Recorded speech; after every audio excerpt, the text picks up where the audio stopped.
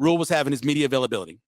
And he was talking about, you want to reach out and bring everybody together. And he said, it doesn't matter if you played for Coach Osborne, if you played for Frank Solich, if you played for Bill Callahan. Nobody says Bill Callahan's name. It doesn't matter if you played for Bo Pelini. It doesn't matter if you played for Mike Riley. If you played for Scott Frost, you played for me. It doesn't matter. You're a Husker. You got me ready for and a that's football what you game. got to say. Yeah, you can't be like, their guys or your guys.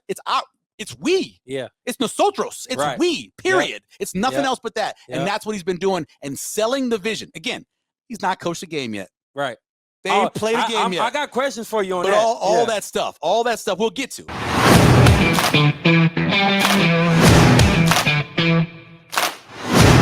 All right, welcome to the Let It Fly show. Of course, brought to you by Omaha Steaks since 1917, providing great meat and food for restaurants all over the state of Nebraska. And very soon in the Capital District, the Let It Fly Sports Bar, opening the day before the College World Series. I am Michael Severe. Partner, of course, Josh Jones, Creighton and Central High School. I was over at Central the other night. Whenever I go in there, I always walk by your picture, little genuflect kind of thing, and then I go by. It's just like it's kind of my tradition now. Whenever I go over to Central, recognize Josh Jones. Hey, look, man, keep going. I'm gonna be honest. I don't know why there's no statue out front. Man, it's ridiculous. You know what, man? Because I ain't got $1 million to give them yet. There should be a statue of all 5 of you guys. Man. At least 4. 3. 3 of you guys, all like in front. That's funny. That'd be kind of cool. That would be cool. That would be. It's one of those things where humbly, if they did do that, it would make me feel so good. That would be cool. But with last time the party would be outstanding. Because I throw it. That's why, it'd be lit. Put on the party. Yeah, I went to Central and I watched the first game. Coach Barron's left. I just wanted to. I haven't been back in a while. I went by and I walked by that trophy case, man, and it's just it's everything that it the nostalgia about Central High School, man, is ridiculous, man. I think about Ronell Grigsby. Passed away. Yeah. How special of a player he was. I say this to people. I've been saying this my whole life. If it wasn't for Ronell Grigsby, you wouldn't know Josh Jones. Really? That guy was so good at sports. Mm-hmm. He was probably the best 8th grader at the time when we were all in 8th grade. I remember that. But his drive was like none other. And I always wanted to push myself to just be as good as him, to try to, just be on that same playing field. You got better. Courtney, you got Deontay. Courtney could jump, boy. Man, you remember when he jumped over that huddle? Yep, he jumps over. Every time they would get together, he jumped on the top. I had my binoculars down there watching the game. It was almost like waiting a ritual, for that. Yep. Right? Yep, it was pretty cool. But no, man, I love Central, man, and everything about it for sure, bro. So much has happened since the last time we talked. A lot. Creighton came this far. Hold up, wait, no. I don't know if you can pinch that close. So a smidge. Yeah. The distance between each kernel of corn on talk about it. Well, you're that far away from the Final Four. Have you gotten over? Look, man. I know Phil cried. Okay. Oh yeah. So I don't know about you, sure. but like, what was the feeling like when the foul happened, realizing they weren't going to make it, and have you gotten over it? Man, I was sick with it in the moment. I mean, biasly because you want the Blue Jays to win, especially as a former player. Yeah. But from a perspective of, I try to just watch things as a fan. Sure. I don't give a damn if I played for you or not. Right. Like whoever won outright, it was a good game. Mm-hmm. But for me, when that foul was called, only thing I thought was like, damn, like they gonna hit a free throw and walk off. 39 minutes and 55 seconds is on my mind. Yeah. Like to call that call. Hey, 58 seconds. Yeah, which is even worse. But this is real. This is me saying this. Yeah. It actually was a 50-50 call. I think it was the right call to call. Oh, yeah. But because of how you called the game, it's the wrong call. Yeah. That's why it's the wrong call. As a player, you want to know what the parameters are on how they're going to call it. Right. And then call that way all the way to the end. Exactly. Right. And for me, also, let's not forget, though, Creighton actually had a chance to bury him. Oh, they couldn't make the 3. They couldn't make any threes. Yeah, Creighton at one point, they were 0 for 11 in the second half. So you don't make your shots. Yeah, for That's sure. going to happen. My thing with that situation is, as a referee, and I'm not saying you got to just put the whistle in your pocket at the end. Yeah. But in your mind, you got to think it's got to be such a bad foul in that situation. Right. That foul caused that man to miss the shot. Yeah. I don't know if it did. Now, he did go to the ground. Right. And I don't know how much that was on his own. Yeah. Or if that was actually the push. But first of all, you don't get beaten like that. You can't let that guy cross your face to go that way, That's right? True. That's on Nimhart. That's his fault. Yeah. You probably don't want to try to put your hands on him either. You want to get your hand up as close as you can to his hand in the ball without touching him. At the same time, I'd love to see that 5 minutes overtime. No, for sure. Give me the 5 minutes of overtime and see how it looks. And that's the thing. And that's why, like, I hate to be that guy that just, how you really just can't blame it on one call. Yeah, you can't. The truth is this though, like despite of those guys missing all those threes and the game coming down to where it was, like that was justification enough for them to go into the overtime. Because they were tied at that point. So even though they could have put them away, they didn't hit shots. You should have let that last 5 minutes decide the game. Out of the whole game, and I know people are going to remember the foul, I will remember Trey Alexander's ball up on the rim. Oh, man. And usually when the ball hits the back of the rim and hits the backboard, it comes back in. Right. And it had a spin on it, and it went off to the right. Yeah, and and in slow motion, you were like, that thing's got a mind of its own. Yeah. It like literally turned. It was like left hand, Clyde, and it just turned and went the other way. That ball was crazy. I honestly, I don't even know if I was thinking about the foul, more so of trying to make up scenarios in my head of how he gonna pass the ball. At 1.2, still enough time. We gonna catch it. I was thinking about that. Yeah. Like, we've all seen Valpo, teams across the. We obviously Duke did it against Kentucky, right? So we've seen it before. With 1.2, that's a lot of time. But this is the thing. But they had no timeout. I remember Farabello was on the show and he was saying people don't understand how hard it is. Yeah. To get back to that point. Yeah. It's like the optimism is there and. You think about, oh man, Creighton can be good again next year and get back there. But to actually get there, bro, is hard. Well, Sharif Mitchell won't be back. He's going in the portal. The question is, so you have Kalkbrenner, you have Kaluma, you have Nimhart, and you have Baylor Shire. On who is going to come back. So Baylor, my impression when we had Baylor on was that he was going to look pretty hard at the NBA. Yeah, and see if he had a shot. And if he did, he was going. The way Kaluma walk around with that swag, he going. After last year, you thought that so those two guys certainly could put their name in. I don't know about Kalkbrenner because of the way the game is played now. Right. I don't know if he's a good enough outside shooter to be able to say, I'm going to the NBA. Yeah. So he coming back makes sense for him. Yeah. Did they get everybody back? I think they get everybody in terms of the starting five? I think they get everybody back. So Baylor's back. No, Art's back. I think except for maybe Baylor. And that's probably because he played his years and just going to try to go pro. Yeah, he certainly could. He'll put his name in the hat. Right. Do like he did last year. Go to the camps. He got an extra. He can go come back. Yeah, because he had a COVID year. Yeah. So he could come back because of that. But remember, he walked fourth senior day. Yeah. The thought was that he was going to go. That's what the impression I got from him. The vibe. But we'll see. But you never know. I think it always come across that forecast. Whatever that forecast say, it might make you want to come back. And it might make him a difference, right? Just the fact that he got this close this year. Yeah. He wants to come back and try to finish. Exactly. Like, what if they say something like, you know what? If you play one more year, you just never know. You never know. But then you get to a point where you're at an age where you're almost too old. Right. They're looking at he's 24 years old, and you're like, Yeah. So, but Isaac Trout, of course, he's coming in, kid from Grand Island. Now, he's 6'10". Yep. So I'm playing high school. He's athletic. I do question, can he guard the wings he'll have to guard? That's good. But if Kalkbrenner's playing center, and he played the four. He's playing the four. Can he guard the forwards he'll have to in the Big East? Right. I know he's athletic enough on the other end. Yeah. That's an intriguing point. And then you have the other thing of where's Hunter Salas going? I know, man. I feel like as far as Trout, I think I'm just excited off the fact that, he's a high-level transfer, a lot of potential, Nebraska kid, but that also is my wonder, too. I'm not even thinking about threes or all that other stuff. Yeah. Can you play defense is what the question will be. Yeah. Well, that's my biggest thing. Well, he's back because his girlfriend lives here, and so he came back. But that's how it works, right? You come back sometimes when that's happening. But it's a perfect addition. You bring a guy in who's got size. You can use that, obviously. Look at what UConn is doing. Yeah. UConn's got a two-man, big-man rotation that's really been handling people throughout the tournament. The Big East is the best conference in the country. Oh, there's no doubt. Hands down. There's no doubt. They're the best. And I thought about all these different possibilities. I seen the list about Hunter Salas. Yeah. My guy. Mm-hmm. Bring me back to my roots. Talking about Hunter. Yeah. You try to figure out if he can fit, playing at Creighton. I don't think it's a matter if he can fit or not. It's about who's coming back and what's his individual goals. He should try to beat Trey Alexander. Yeah. That's what he should try to beat. Set him up side by side. Yeah. He kind of is like the same player. Yeah, he's a little longer. Yeah. Personally, I'm gonna keep it real about how I feel about Hunter. Yeah. I think that Hunter is all world talent. I just think when he was at Gonzaga, I think that with the short leash that he had, 10, 11 Didn't minutes play a ton of minutes, looking all over your shoulder all the time or whatever. It's hard for you to get into the rhythm and be that guy that you probably can be on top of wanna be. Yeah. I do think that he can get his handles a little bit more tight. Sure. I do think that he just need more reps and opportunity for him to be the guy we know he can be. Sure. Defensively, we know he can check. I mean, that's without a question. Analytically, he's one of the top defenders in the country. Exactly. So with that being said, I think that it's a matter of he'll probably go to a team. I don't think he's looking to score 30.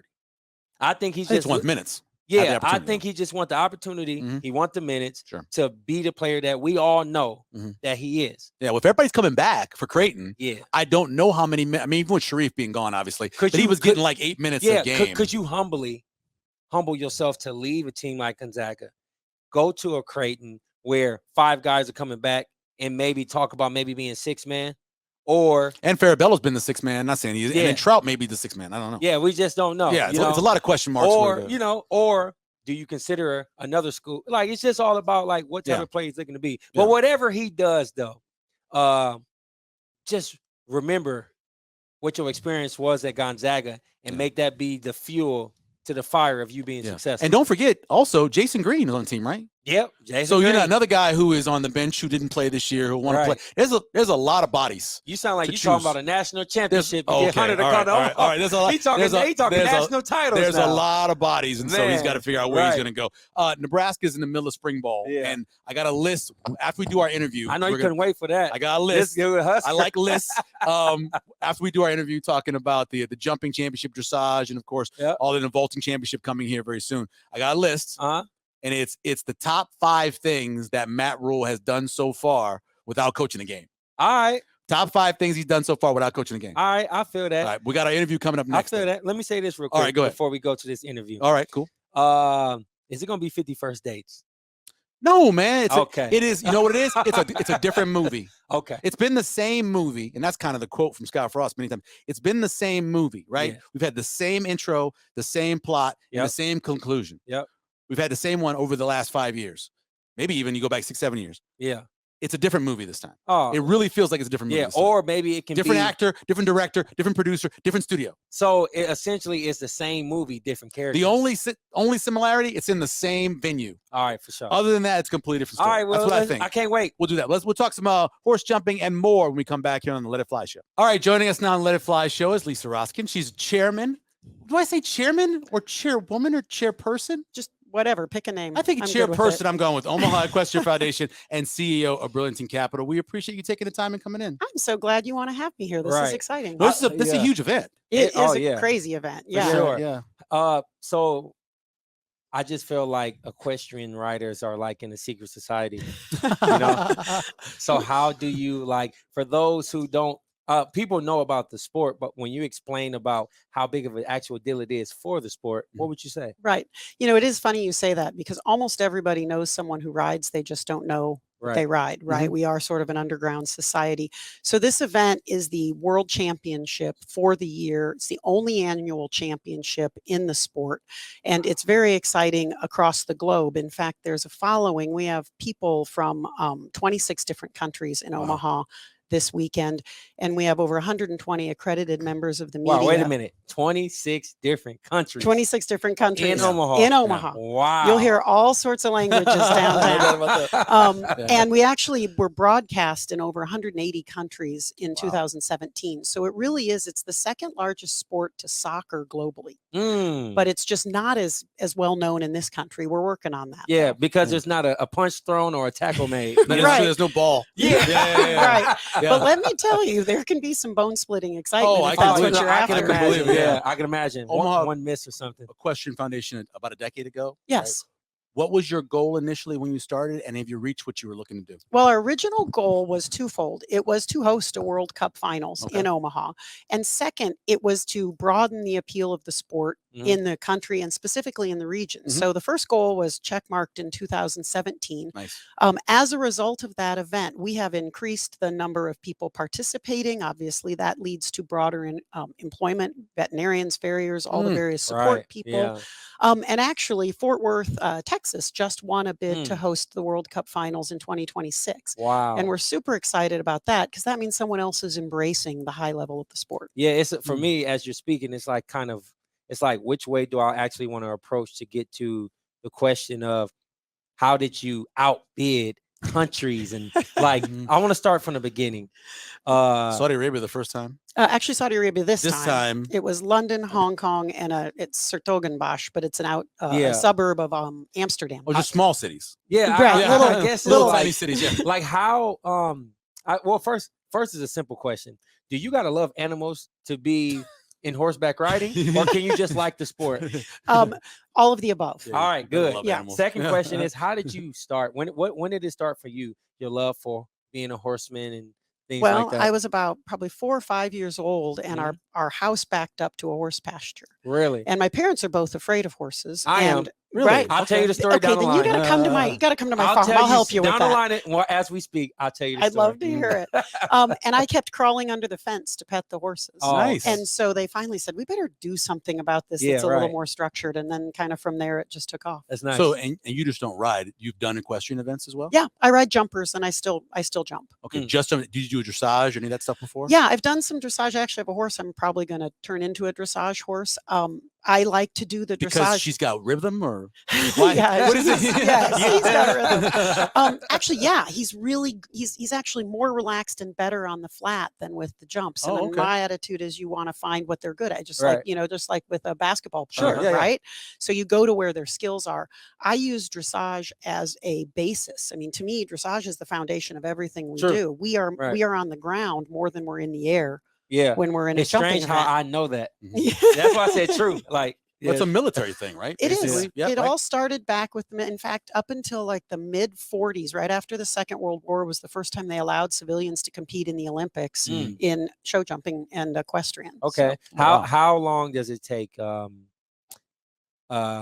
horseman to the process of dressaging? Is that a word with an ing? You made it a verb. Yeah, It's a verb. Well, I got a Spider-Man shirt or something. You can do anything, man. Yeah, right. But how long is the discipline behind that? Like, what's the bumps and the bruises in the process? Well, to make a horse and rider at this level, our youngest athlete is a vaulter, and they're 16, and our oldest athlete is in their mid 50s. So it really is a lifelong sport. Yes. To make a really good horse, most of the horses in this competition will be, 10 to 14 years of age. You might find one that's sort of an overachiever that comes in at 8 or 9, but you have to build the muscles and the strength. You have to build their confidence. It doesn't seem like you would for dressage, but the movements are complicated, and they can get, disheartened. They can get scared. They can get frustrated.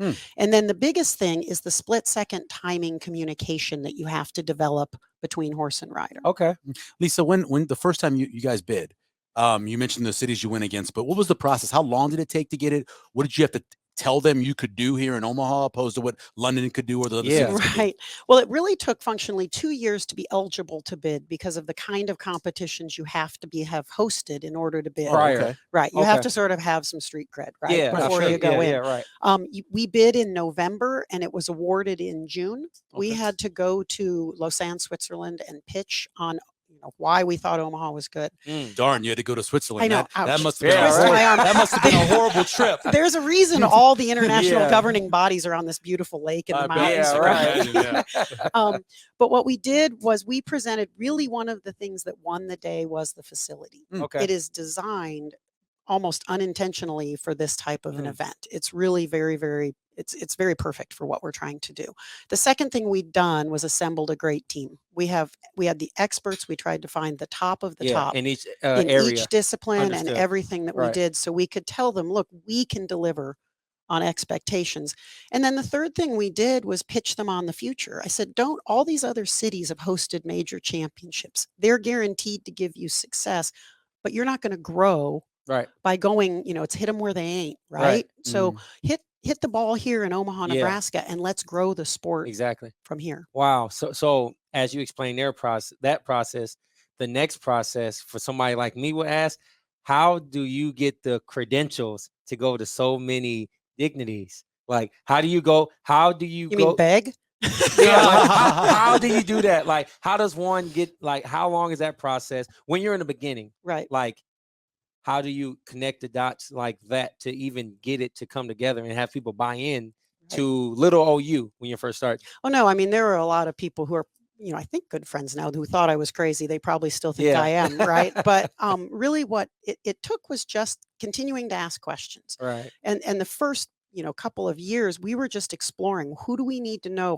Who do we need to talk to? Who are the key players? And my approach is always, what's important to you? Yes. And if I can figure out how to deliver on what's important to you, then you get that credibility, right? And that's so transparent around all levels. I know off air I kind of showed you the dots of connecting. Right. I can respect and understand that.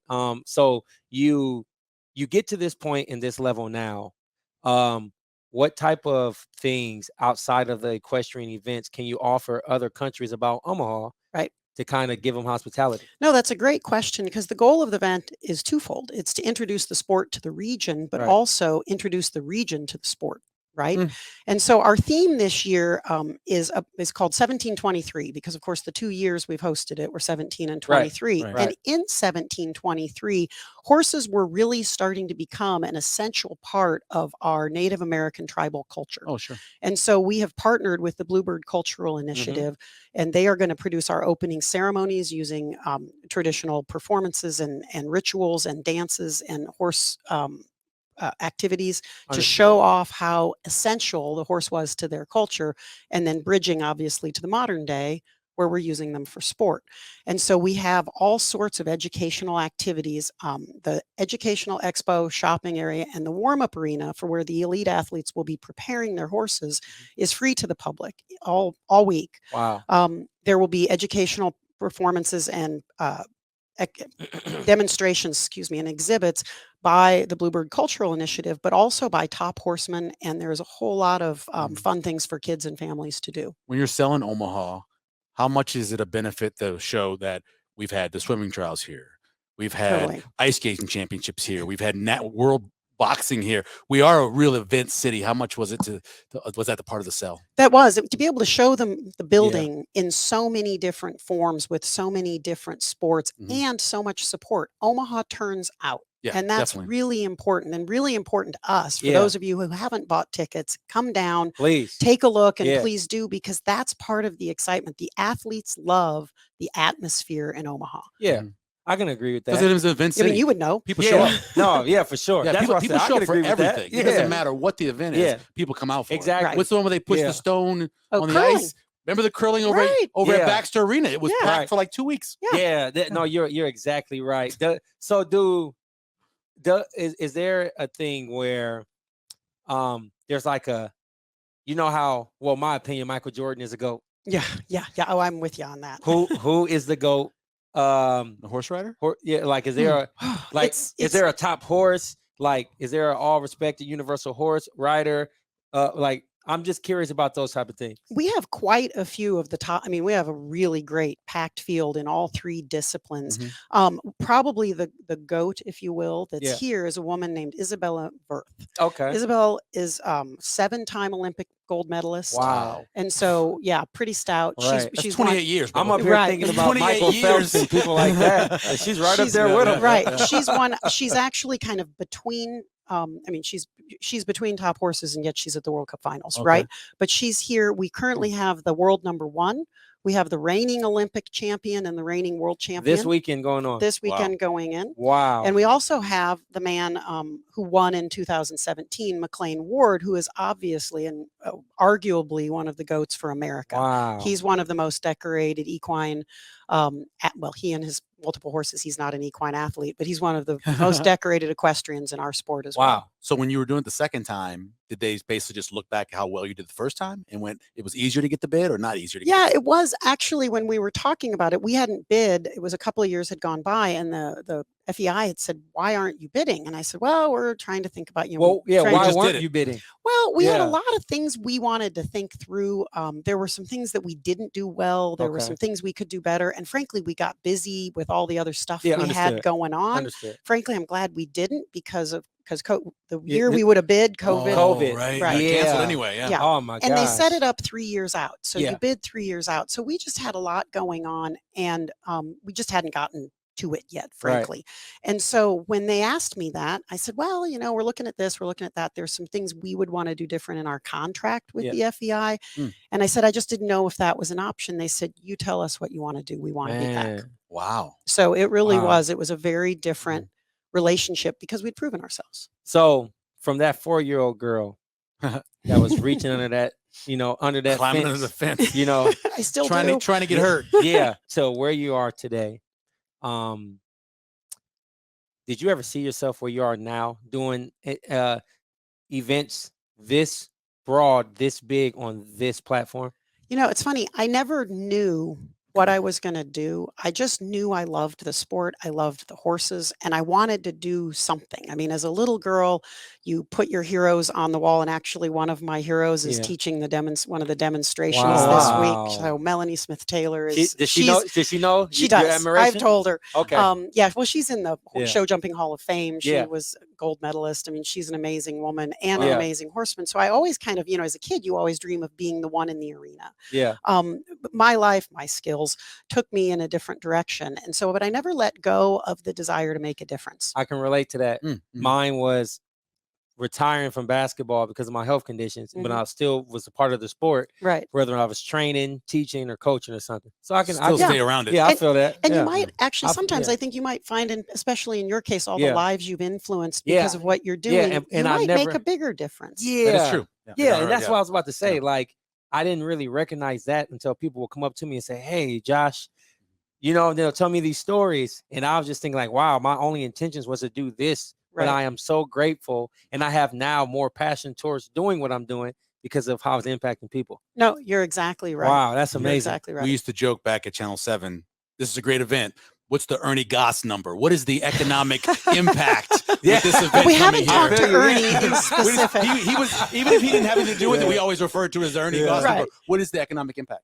We in 2017 we were a little bit under 20 million, and we're tracking right on track for that. We think we might actually get to 20, but I think that's probably between 19 and 20 because million. All the things, people coming in, going to restaurants, staying in hotels, taking Uber, Lyft, all that We're stuff. right around 8,000 hotel room nights right now. Yeah. So it's a big, because people are here for a long period of time. And our staff is part of that because we moved into the venue. We started moving in on Tuesday of last week. Wow. And so when you think about that, that's a lot of people around for sure for a week. And what's a day like? Yeah, I was about to say you buy a ticket, you go there. What's the day like? I mean, we know that soccer's 90 minutes. We know basketball, how long it lasts. What's the day like? Well, again, make it instead of tailgating, come and hang out in the expo for a little while, do some shopping. There's not just horse stuff there. So an event is typically probably around 2 hours. So it's a little bit more like basketball. So we're short attention span theater. The horses come in and out of the arena very quickly. It's not like there's a long gap. There is a little bit in dressage because they have to process the scores. But in jumping, it is one right after the other. Jumping is very exciting if you're looking for adrenaline. That's what where got you want me to into it. Right. Right. That's what I was about to say. The jumping. I was going to say the three disciplines are totally different. So jumping, they jump 15 or so obstacles in a minute and 10 seconds. I mean, it's a lot happening at a very rapid pace. Dressage is beautiful. They dance to music on the horseback. And it's unbelievable the timing and what I always say, if you ever rode a horse on one of those Colorado, trail rides, did you ever get the horse to stop or go when you asked it to? And these people get the horse to go sideways and turn on a dime, exactly where they want it. And then the third sport, vaulting, is new to our region in particular. And basically think of the pommel horse from gymnastics, only this horse is cantering in a circle. So they're doing gymnastics on the back of the horse. Oh, wow. And so it's the different in artistry between dressage and vaulting is unique, but you really have kind of a panoply of, the passion. Things. First time here for vaulting, right? First time in North America for the World Cup finals in vaulting. Yeah, that's awesome. So how do people get tickets? Ticketmaster.com. Real simple. Or go down to the box office. Or go down to the box office. If you're wandering around the expo and say, I want to go in, we can definitely take care of you. I want to tell this story. Go ahead, man. I told you I got that horse story. Oh, yeah, I want to hear it. So my dad, rest in peace, the late John Jones Sr. Yep. He was from the South. Myself and Michael our synergy or common interest as families being Southern. Yeah. So we always talk about something about the South. So for me in particular, my dad's from the South, Mississippi. He was born in 1948. He came up here. One of his first friends that he actually met name was Theodore. Okay. So Theodore had a farm ranch in East Omaha. You know, kind of like over by, if you're from Omaha, it's by the Mormon Bridge. Right. Oh, yeah, right. sure, No, I yeah, know yeah. exactly 680, where that would be. Yeah. So Theodore calls my dad and says, hey, Big John, I want you to come over and bale some hay for me, you know? And so I'm a young kid trying to play basketball in the yard, and my dad had a small 2-door pickup, and he takes myself and my older brother, and we go over to Theodore's ranch to help. I wasn't strong enough. I was maybe about 8 years old. Right. And so I'm just going along for the ride. Just want to be with my dad. Right. And so it gets kind of boring because there's nothing to do. There's no Instagram, nothing like that. Yeah, right. You know, no video games. I mean, and so, you know, they're working on a farm, and riding the tractors, whatever they're doing. I don't remember what they were doing. All I remember is I just fell asleep, and I woke up, and the horse's head was inside of my dad's window, and I was screaming. And you were in the vehicle? Help! You know, I was He's screaming. gonna eat me. Yeah, but I was all like this in the corner, and the horse That's just, you know, hilarious. making all the horse, all the sounds and all that. And from 8 years old all the way up until probably today, to be honest, like, I'm not scared of horses, but I'm scared of horses. We need to fix that. Yeah, I will help like, you with it traumatized me when I was 8. So I round horses off when you go downtown in the carriage. I'll round them off. I think about when I was 8 years old, man. Maybe you can help me. I will help you.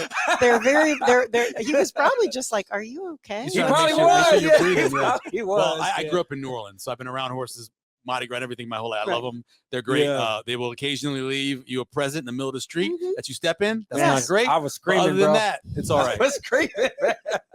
So again, go to Ticketmaster, or of course, go to the box office. Perfect. How many days is the event? It starts on Wednesday. It ends on Saturday. So final competition is Saturday night. Man, we gotta get. I'm about flowers. We gotta give you flowers for doing something so big. Yeah. Seriously, for this city, for the state of Nebraska, Thank you. and enlightening. You just don't know how many young 8-year-old kids who are not going to be scared of horses who want to be a part of equestrian events when they get older. Oh, thank you. I hope I'm so. serious. I hope so. That's our Sincerely. mission. Lisa, we appreciate Thank you it. so much. Thank you I very much for really taking the enjoyed time. it. We Really appreciate great it. to see you. Yeah, Thank you so much. All right, thanks to Lisa Roskens for coming in and talking about the FEI Championship. cool. It was cool. It is That was cool. cool. And it's one of those things, and we've talked about this ever since I moved here, that it's such an event town. It doesn't matter what it is. Yes. The first time they brought the swimming trials here, people were like, really, swimming? And they broke the record for the most attendance. Then they brought it back 4 years later, and they broke the attendance mark again. That's crazy. Then it left for a little while, and they're like, you know what, let's go back to Omaha again and break attendance again. Omaha's humble, so bro. Omaha, event town, people love to go to stuff like that, and that's what they do.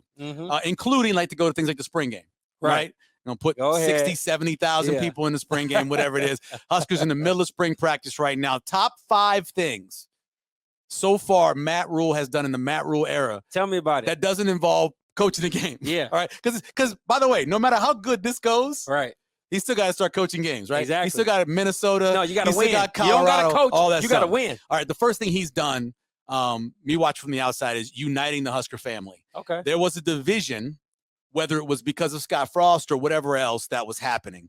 There's a practice 2 weeks ago where he brought in like 150 former Huskers, right? Brought them in, treated those guys well, told them they can come in whenever they want, invited high school coaches from all over the state, all to come in. Back. Brought everybody in. I talked to Johnny Rogers that day. That alone is big. Oh, yeah. It's important. Yeah. You don't have to live in the past. Yeah. But the past is a part of your future. Think about all the different coaches. I use Creighton, for example. When Coach Matt came, I had a lot of my old teammates that only played for Coach Altman. Sure. Who I talked to and was like, man, Coach Mack was cool. Like, to me, I was thinking like, man, they ain't got no connectivity with him. It's going to be kind of awkward. We're going to be a little broken. But for him to do something like that, just that camaraderie, that unity, man, that's I didn't even know he did that. Rhule is making it happen. Really? And I talked to Johnny Rogers after he went to that practice, and he was absolutely effusive in not just the fact that they were making sure that every one of those former players knew whatever they needed, whatever they could do for them, right? But also the speed of the practice. Dang. He said somebody was doing something at every station. So hey, listen to Coach Tom Osborne. It looked good. Okay. He liked that. So that's number one, uniting the Husker family. All right. Number 2, part of that, I know that it was Trev Alberts that's bringing back Frank Solich. I know that. But if the new head coach didn't want it to happen, it wouldn't happen. Wow. And I guarantee you that Matt Rhule, because right away when Matt got the job, the coach got the job, he called a couple different people. Tom Osborne, he called Frank Solich. He wanted to know what it took to win here. So you got after a long time, it's been overdue. You got Frank Solich coming back for the spring game, which is crazy. That is huge, and I think a big reason for it is because Matt Rhule wanted it to happen. Right. He wants to unite the family, and one of the 5 families hasn't been around. Right. Hadn't been around since he was fired in the end of 03. He hadn't been around. Right. I remember. Yeah. Day after Colorado. So it's overdue. That's one. All right. The third one. The way he closed recruiting. Okay. And the way recruiting is going now. Now, I know they may not get Dylan Raiola, right? That's the one guy you want. Why do you keep saying that? You may not get him. I'm telling you. He's probably going to Georgia. The probability of him coming to Nebraska is huge. Probably going to Georgia. If he doesn't go to Georgia, he goes to USC. This guy tripping, man. Honestly, I'm going to put I'm 50. I've been saying this. I'm 53. I'm going to put myself in the mind of a 17-year-old person. Right.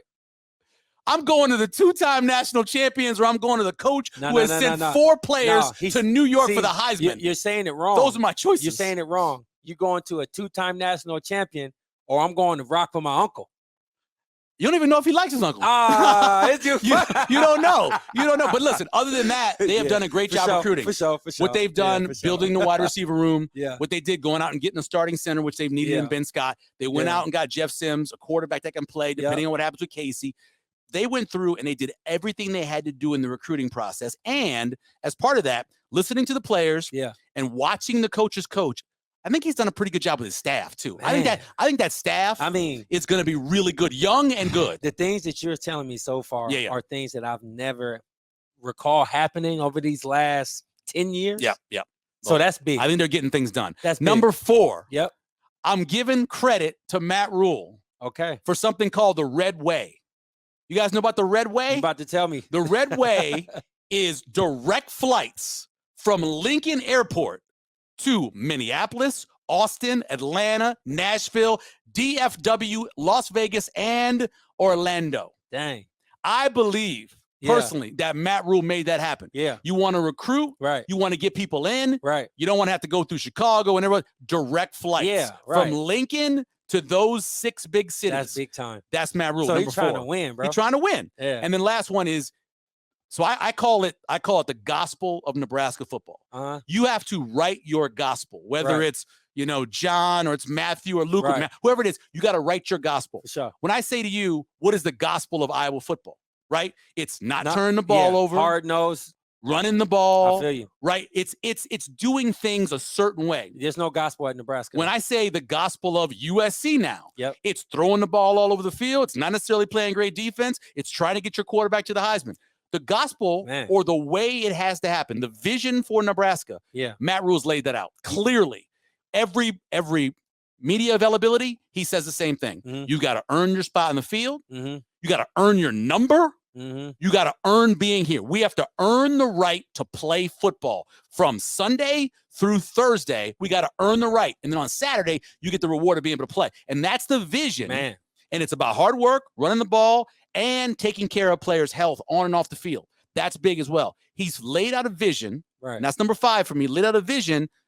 And that's going to help Nebraska because you cannot not have an identity. No, you're right. You ever playing a basketball team that had no identity? Yeah. No, there's always an identity. You got to have something you fall back on. You essentially talked about that's the what those 5 points are the foundation of what the team is moving forward. Yep. That's crazy. All those things, whether it is geting people in town. I'm impressed. I'm getting impressed. Frank Solich to come back and unite in that group. No, it's going to be. And by the way, the other day when Rhule was having his media availability, and he was talking about, you want to reach out and bring everybody together. And he said, it doesn't matter if you played for Coach Osborne, if you played for Frank Solich, if you played for Bill Callahan. Nobody says Bill Callahan's name. It doesn't matter if you played for Bo Pelini. It doesn't matter if you played for Mike Riley. If you played for Scott Frost, you played for me. It doesn't matter. You're a Husker. You got me ready for and a that's football what you game. got to say. Yeah, you can't be like their guys or your guys.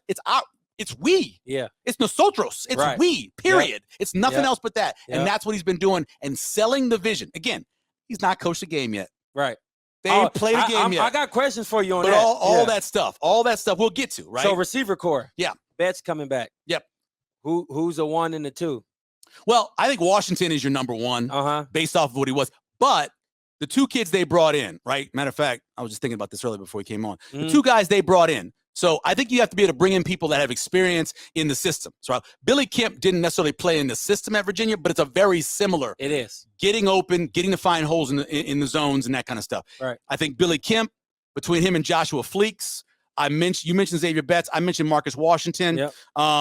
I think all those guys, Isaiah Garcia Castaneda, who's back as well. I don't know what's going to happen. I know Brown stepped away from the team. I don't know if that means he's gone completely if he's coming back yet. But I think they have enough. You got to have a core of 6. Yeah. And then if you have injuries, you got to have 7 and 8. I think they have a core of 6. Yeah. But I think more than anything else, I think the offensive line's going to be better based off of the bodies they have in there and the health. I think Jeff Sims, if he's the starter, big, athletic, tough, can run, can throw. I like him. And I think what they did was they went out and got linebackers that can run and tackle. There you go. Linebackers, Chief Borders can run and hit. And that O-line is going to be different now. And it is going to be different, yeah. And now Raiola actually is on the hook for what's going on. Well, if Nwili coming back after missing last year because of his positive drug test, right? Yeah. Yep. If Prohaska's healthy, that side is pretty good. Yep. And then you put a guy in Ben Scott that's got, 40 starts or whatever in his career. Yep. And then you figure out the right side. Yep. And they have the bodies to figure out the right side. They just got to figure out the right side. Yep. That's the key to it. But I think how many wins? How many wins? I I know that before you say this is with I just want to make sure we're on the same page about the type of coach that coach is. He's a system builder. Oh yeah, that's how it's been. So is your answer coming from a progressive progress, or is it going to be instant results of over 500? I would say that the job he took over at Temple and the job he took over at Baylor is different than Nebraska. Okay. He took over Baylor. It was in the middle of turmoil. They had something like 40 kids on the roster after Art Browse got fired and you had all that turmoil. He took over Temple, a team that had been losing for a couple decades. Yeah. It's a little bit different. As bad as Nebraska's been record-wise, I think everybody believes they have better talent than their record. Than their record. Yeah, so I think Vegas is going to set the total around 6. Okay. Probably 5.5 with some juice, or 6.5 with the juice the other way. I said 7. That's where they're going to set it. I think that's where they're going to set it. They can win 7. Yeah. But they can also go into 0-2 to start the season. You're right. Yeah. You got to go on the road to Minnesota. You got to go on the road to Colorado. What's a bigger game? See, I think the Minnesota game is bigger only because it's in conference, it's in division. Although people who have Nebraska fans would say Colorado's the bigger one because of how much they hate Colorado. And on top of it, Coach Prime. Yeah. And his first game. The noise he's making. His second game. If you start the season 2-0, then 8 games are on. You have a chance. 100%. Right? You have a chance. 100%. If you lose the first 2, 5 is on the record. Now, and if the Huskers do lose the first 2, everything you said still stands with me though. Oh yeah. The fact that the things you told me, it's a bright future, man. Yeah, the way he's building, the goal is to get better every practice, day by day. We all know the speech. That's the goal. Yeah. And that's what he has proven he can do at the other stops. Man. Even at Carolina, where it didn't work. Yeah. You did see a development of a really good defense being built when they had a healthy quarterback, when Christian McCaffrey was healthy. You did see them start to play better. Yep. It just fell apart with him not having a quarterback, and Darnold was playing and got hurt. And all that stuff happened to him. Here, I think they've built some depth at quarterback. So if they do have an injury, they'll be okay. I think they've got some depth at wide receiver. I think the O-line, the D-line is still the question because they only have really 3 big bodies to play that 3-3-5. So we'll see what they can do. But I think overall, this is a team that looks better. Just when you watch them on tape from practice, they look better. And I think they have a coach that is actually a professional. He knows what the hell he's doing. Yeah. And he hired a bunch of people that know what they're doing. Exactly. So that's you the key got to me the whole hyped, thing. man. I can't wait now. I'm trying. I can't wait now. We'll talk more spring football next time as well. For sure. Because hopefully I'll be able to go to a practice as well. Special thanks, as always, to Herd at Media. Cam producing the show. We appreciate that. Phil McClain, the booker. My guy, just stopped crying a little while ago. Val Xander. Dwayne, what's up, bro? Dwayne over there. Dwayne, I thought in my life that nobody talked faster than me. I met Dwayne. I was like, damn, Dwayne. Slow down, kid. That's my guy. High school. Obviously, we get closer and closer to Let It Fly Bar opening up. Day before the College World Series. Got a new general manager name. Got a bunch of stuff going on in the Capital District. So look for more information and news about the bar. That's going to be big as well. And as always, Omaha Steaks, we thank them. Never a bad time to give Omaha Steaks as a gift. Josh, take us away. Hey, I'm Josh Jones. On behalf of myself and Michael Severe, you know how we do it. It's a Let It Fly show.